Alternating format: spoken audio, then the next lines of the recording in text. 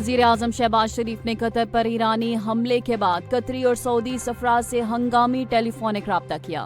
انہوں نے قطری سفیر سے گفتگو میں حملے پر تشویش کا اظہار کرتے ہوئے قطر کی حکومت اور عوام سے مکمل یکجہتی کا اظہار کیا۔ وزیر اعظم نے کہا کہ پاکستان خطے میں امن و استحکام کے لیے ہر ممکن سفارتی کردار ادا کرے گا۔ قطری سفیر نے بروقت رابطے پر وزیر اعظم کا شکریہ ادا کیا۔ وزیر اعظم نے سعودی سفیر سے بھی گفتگو کی اور مشرق وسطی میں امن کے لیے قریبی تعاون پر زور دیا۔ دونوں جانب سے خطے میں امن کے لیے مشترکہ کوششوں پر اتفاق کیا گیا۔ ایران کے سپریم لیڈر آیت اللہ علی خامنائی نے واضح الفاظ میں کہا ہے کہ ایرانی قوم کبھی ہتھیار نہیں ڈالے گی اور اپنی خود مختاری کے تحفظ کے لیے ہر ممکن اقدام کرے گی۔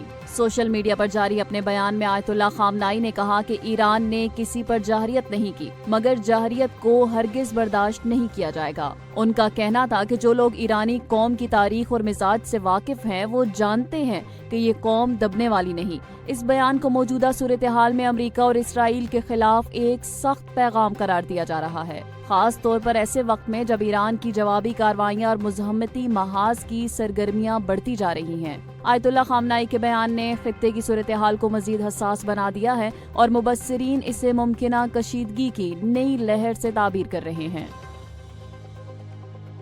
امریکی صدر ڈونلڈ ٹرمپ نے دعویٰ کیا ہے کہ ایران اور اسرائیل کے درمیان مکمل اور حتمی جنگ بندی طے پا گئی ہے، جو آئندہ 6 گھنٹوں کے اندر نافذ العمل ہو جائے گی۔ ٹرمپ نے یہ اعلان سوشل میڈیا پر کرتے ہوئے کہا کہ دونوں ممالک مرحلہ وار اپنی فوجی کارروائیاں روکنے پر متفق ہو گئے ہیں، جس کے بعد اگلے 24 گھنٹوں میں مکمل امن قائم ہو جائے گا۔ صدر ٹرمپ کے مطابق ایران سب سے پہلے جنگ بندی کرے گا اور 12 گھنٹے بعد اسرائیل بھی سیز فائر پر عمل درآمد کرے گا۔ انہوں نے کہا کہ فریقین نے حوصلہ، ہمت اور دانش مندی کا مظاہرہ کیا۔ ٹرمپ نے مزید کہا کہ ایران اب ایٹم بم بنانے کی صلاحیت نہیں رکھتا اور اگر مستقبل میں ایسا کیا تو امریکی افواج اس کا جواب دیں گی۔ ابھی تک ایران یا اسرائیل کی جانب سے اس جنگ بندی کی باضابطہ تصدیق یا تردید نہیں کی گئی۔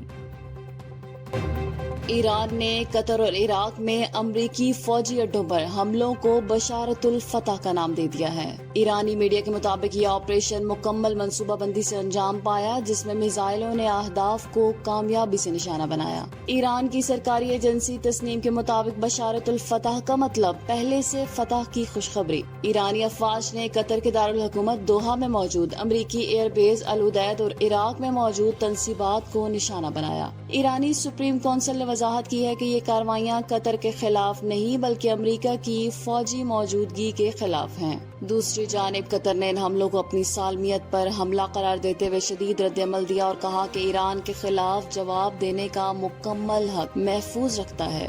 خطے میں کشیدگی میں ایک بار پھر سنگین اضافہ دیکھنے میں آ رہا ہے۔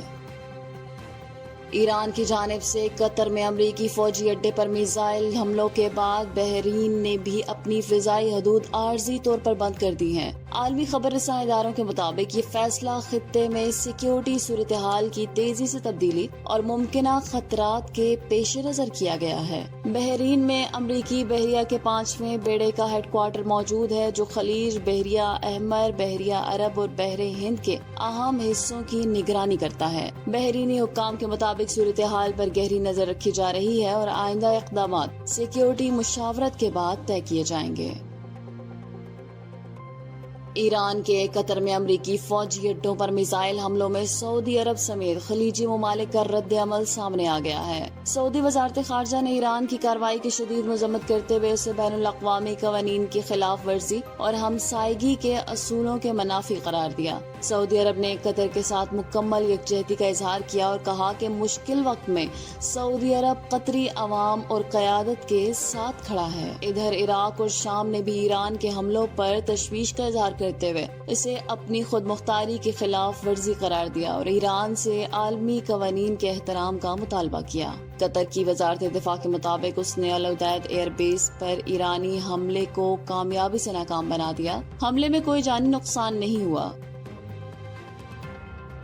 امریکی صدر ڈونلڈ ٹرمپ کے جارحانہ اقدامات کے باوجود وائٹ ہاؤس نے ایک غیر متوقع اور سفارتی نوعیت کا بیان جاری کیا ہے۔ وائٹ ہاؤس کی ترجمان کیرولین لیوٹ نے فاکس نیوز کو انٹرویو میں کہا کہ صدر ٹرمپ اب بھی ایران کے ساتھ جوہری پروگرام پر مذاکرات کے خواہاں ہیں۔ ترجمان نے خبردار کیا کہ اگر ایران پرامن حل کے لیے تیار نہ ہوا تو ایرانی عوام اس ظالم حکومت سے طاقت چھین لیں گے جو انہیں دہائیوں سے دبا رہی ہے۔ یہ بیان ایسے وقت میں آیا ہے جب ٹرمپ نے حالیہ فضائی حملوں میں ایران کی 3 جوہری تنصیبات بشمول فردو مرکز کو نشانہ بنانے کا دعویٰ کیا۔ ایران نے ٹرمپ کو جوا کھیلنے والا قرار دے کر کہا کہ وہ یہ جنگ اپنے انداز میں ختم کرے گا۔